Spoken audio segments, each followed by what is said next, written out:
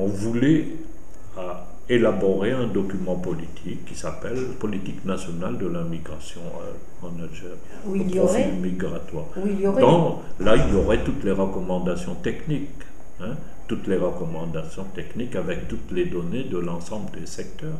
C'est-à-dire avec un bon diagnostic, vous pouvez prendre des décisions, mais sans diagnostic, on agit un peu à l'improvisation, c'est-à-dire quand il y a crise, on agit en termes de pompiers, c'est-à-dire il y a une crise quelque part, eh ben, on intervient, on éteint le feu. Pour éteindre le feu, il n'y a pas 1000 solutions, c'est l'expulsion. Fin 2016, fin 2016, on avait fait une réunion, on avait arrêté un certain nombre. Moi, j'ai donné, c'est-à-dire une feuille de route qu'on devait suivre en 2017 pour achever. Où tout un chacun, j'ai fait des réunions avec tous les départements ministériels. Fin 2017, on devait sortir le rapport sur la migration internationale. Pour l'instant, les changements politiques me gênent. Le changement de discours, changement d'orientation, ça me gêne un peu. On a eu changement de gouvernement, donc là, j'attends les orientations. Que faut-il faire? Faut-il y aller? Ne pas y aller? Attendre, parce que l'Algérie, de toutes les façons, en 2018, on a une contrainte internationale.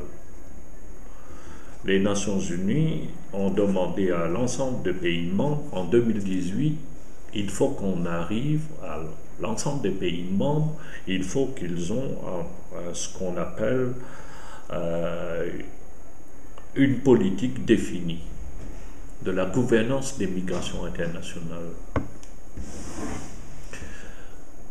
Donc ça, c'est la date fixée par les Nations Unies suite à une réunion en 2016 où il y avait une grande réunion au niveau des Nations Unies parlant lorsqu'il y avait crise des migrants et des réfugiés. Tous les membres des Nations Unies se sont réunis en septembre 2016 et il y a la déclaration de New York qui donne à l'ensemble des pays membres 2 années pour pouvoir élaborer.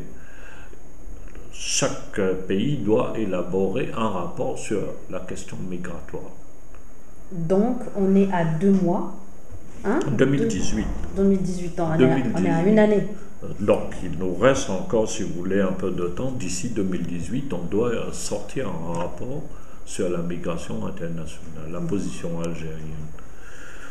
C'est vrai aussi qu'on travaille avec le Concert des Nations. Là, je vous dis, cette période même, nous sommes 22, là je devais être à Addis Abeba où l'Afrique se réunit là. En Afrique, on a fait des réunions Afrique du Nord, Afrique de l'Est, chaque région est en train de faire leur réunion pour ce pacte international sur la migration. Il y a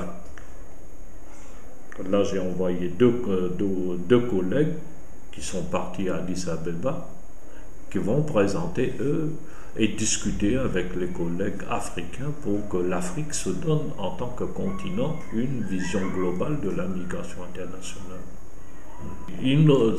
Pour l'État, il ne peut que réguler les migrations. Autant parce que dans notre logique algérienne, maintenant, on ne travaille pas seulement sur les étrangers qui viennent en Algérie, on travaille aussi sur les Algériens qui vont à l'étranger. Donc on doit pouvoir réguler la sortie du territoire et l'entrée du territoire et avoir un tableau de bord pour dire nos migrants, ils sont en situation régulière à l'étranger ou en situation irrégulière. Que faut-il faire? Les migrants qui sont chez nous. Donc s'il faut trouver des solutions, bon, la position algérienne vient toujours, comme je vous ai dit, le lot le plus important pour nous, c'est les réfugiés qui sont en Algérie. Donc, la communauté internationale doit trouver une solution définitive pour les Sahraouis. Il doit trouver aussi une solution définitive pour la Palestine. Il doit trouver aussi une solution définitive pour les Syriens. Jusqu'à quand on va continuer? Le Sahraoui, c'est le plus ancien. Plutôt palestinien, c'est le plus ancien. Sahraoui, il y a 40 ans. Les Syriens, ça fait maintenant 5-6 ans. Ils sont des millions. En Algérie, bon, on ne reçoit pas beaucoup, mais on est confronté à leur présence. Donc pour vous, c'est un feuilleton qui ne finit pas. Ça, pour les réfugiés, ça reste, disons, un dossier que la communauté internationale doit statuer. Et l'Algérie, dans tout ce cas, donc pour nous aussi, c'est un problème.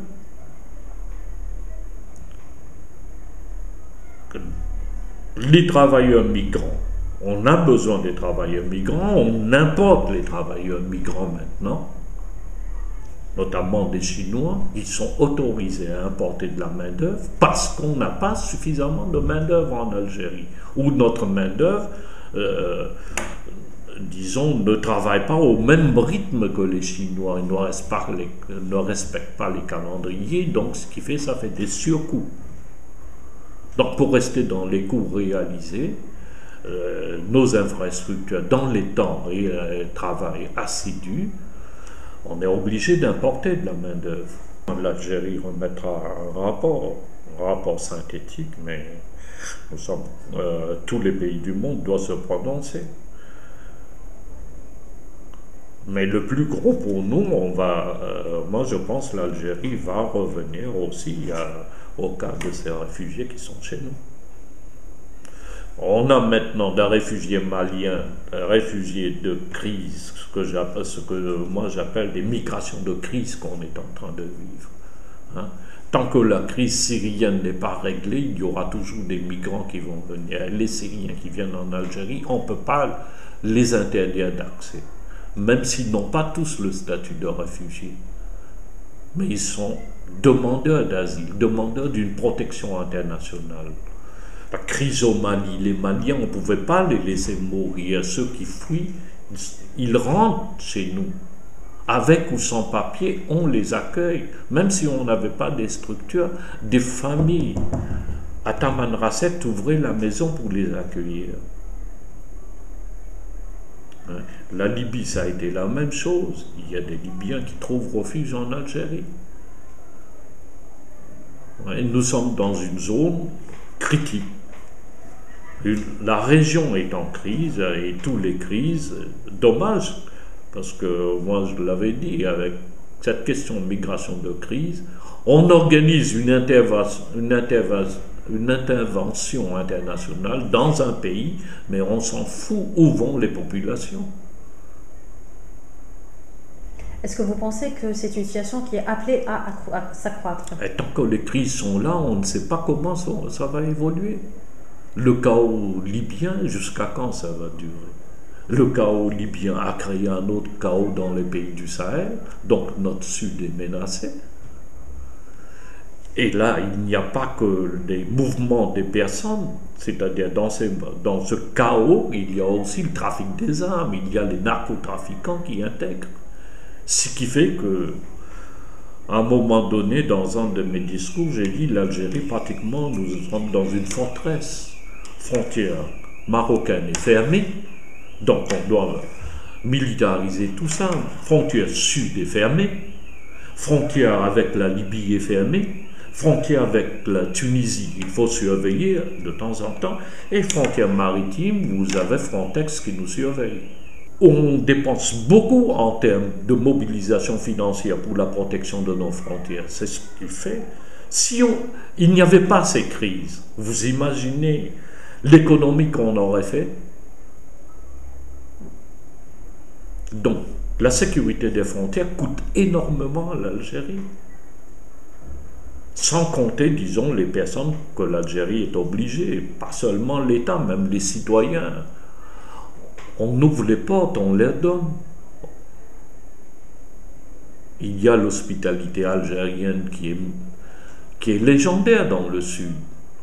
Les Maliens, les Nigériens, chaque fois qu'ils ont des sécheresses chez eux, ils montent chez nous. Croissant Rouge les prennent en charge 6 mois, 8 mois, mais après on les aide au retour. Vous voyez? Donc la situation migratoire, ce n'est pas une question strictement humanitaire, mais c'est aussi une question sécuritaire immense pour l'Algérie.